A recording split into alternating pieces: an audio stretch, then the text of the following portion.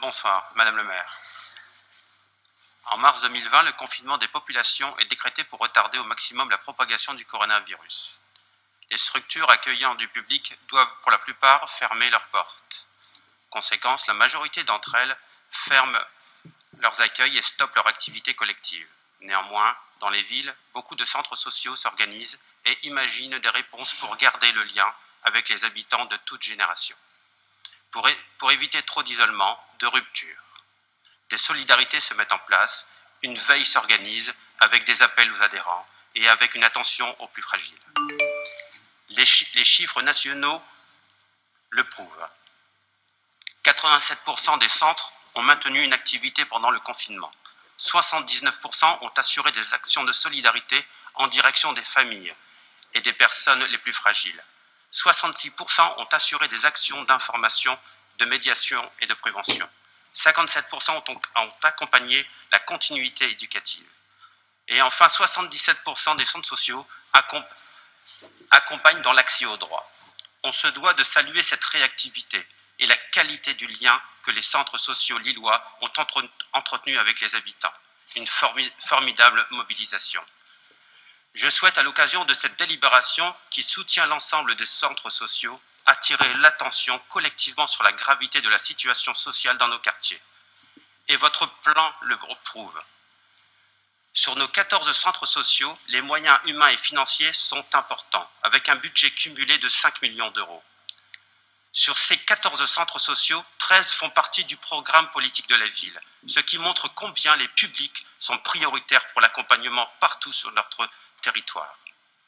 4 d'entre eux émargent également au programme du CLSPD, avec des actions prioritaires pour la prévention de la délinquance.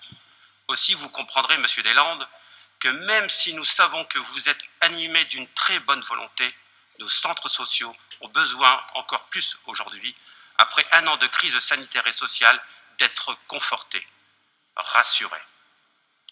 Par ailleurs, je souhaite ici attirer votre attention sur la santé financière des centres sociaux. Rappelons que la moyenne nationale en termes de fonds de roulement est de 3 mois. En commission, vous disiez qu'ils étaient tous en bonne santé. Certes, on peut l'entendre, car oui, le maintien des dotations de la ville et de la CAF a contribué au bon maintien de leur trésorerie. Mais soyons collectivement vigilants. Il faut veiller à ce que ce fonds de roulement soit conforté davantage dans les années à venir et qu'il soit bien accompagné dans tout moment difficile, afin qu'il puisse rester serein, ambitieux et porter des projets innovants et avant-gardistes. Vous le savez aussi, certaines structures manquent de place ou disposent de locaux qui nécessitent parfois une réhabilitation. Vous êtes interpellé régulièrement à ce sujet, il faudra être à la hauteur pour les Lillois les plus fragiles. Enfin, pour conclure, je vous demande une attention très particulière sur le centre social Marcel Bertrand. Vous le savez peut-être, Madame le maire, j'ai grandi à Marcel Bertrand. J'ai été dans toutes les aventures de ce centre qui m'a accompagné dans ma citoyenneté. J'y ai été animateur et j'y garde beaucoup de liens.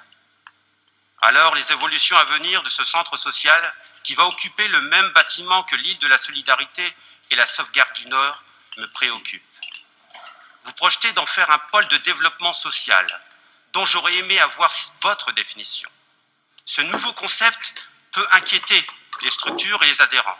Nous sommes donc, avec nos conseillers de quartier, preneurs, et les habitants bien sûr, preneurs de plus de précision sur cette évolution, marquée par une nouvelle cohabitation à organiser. Je vous remercie.